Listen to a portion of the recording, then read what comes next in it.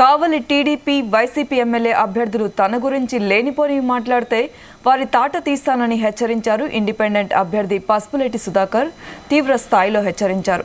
తనకు ఎన్నికల గుర్తు గాజు గ్లాస్ ఎన్నికల అధికారి కేటాయించారని, తనకు అన్ని కలిసి వస్తున్నాయని అన్నారు. గత ఎన్నికల్లో జనసేన తరపున గాజు గ్లాస్తో పోటీ చేశానని, ఈ ఎన్నికల్లో ఇండిపెండెంట్ అభ్యర్థిగా బరిలో గాజు గ్లాస్ గుర్తుతో ప్రజల ముందుకు వస్తున్నానని అన్నారు. కావలిలో తప్పక గెలుస్తామని ధీమా వ్యక్తం చేశారు. గెలిస్తే 150 కోట్ల రూపాయలు తన సొంత నిధులతో అభివృద్ధి చేసి చూపెడతానని అన్నారు. వర్గంలో బీసీలు, ఎస్సీలు, ఎస్టీలు, మైనార్టీలు 95% ఉన్నారు. ఇంతమంది బలం ఉన్న నేనుంటే ఏమీ లేని అనామకుడు నన్ను బెదిరిసి వెళ్ళిపోతాను. మీరిద్దరు కలిసి బెదిరిసి వెళ్ళిపోతానా? మీరిద్దరు కలిసి ఏకమయ్యి మీరు ఏదో నాటకాలు వేస్తా ఉన్నారు.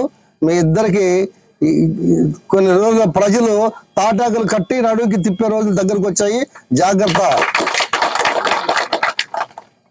అంత అహంకారం చూపిస్తారా ప్రజల మీద మీరు? అంటే బీసీలు అంటే, ఎస్సీలు అంటే, ఎస్టీలు అంటే అంత వివక్ష మీకు? కాబట్టి జాగ్రత్తగా మాట్లాడడం నేర్చుకోండి. మంచి సంస్కారంతో మాట్లాడడం నేర్చుకోండి. ఎలక్షన్ లాగా చేసుకోండి.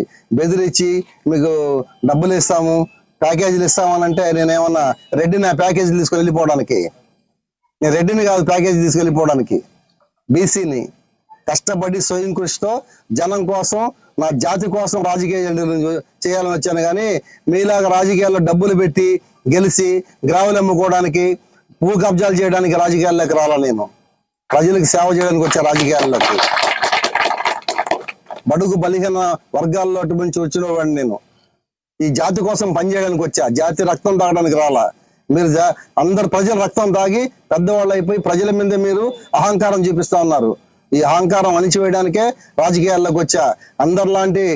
అందరిలాగా బెదిరిస్తే పారిపోయాను కదా, గుర్తుపెట్టుకోండి మీరు జాగ్రత్తగా. ఇంక నుంచైనా బుద్ధి తెలుసుకొని చక్కగా మీ ఎలక్షన్, మీ క్యాంపెయినింగ్ మీరు చేసుకోండి. నా ఎలక్షన్, నా క్యాంపెయినింగ్ నేను చేసుకుంటా. నా జాతి అంతా ఓట్లేస్తే నేను గెలుస్తా. సుధాకర్ అంటే గ్లాస్ లాంటి మనిషి, అద్దం లాంటి మనిషి. గ్లాసు, ఈ గ్లాస్ ఉంది, ఇక్కడ సింబల్ అంటే ఆయన గుర్తు అని ప్రజలు కట్టకపో వచ్చి నొక్కేస్తారు. ఓకేనా? వర్గంలో బీసీలు, ఎస్సీలు, ఎస్టీలు, మైనార్టీలు 95% ఉన్నారు. ఇంతమంది బలం ఉన్న నేను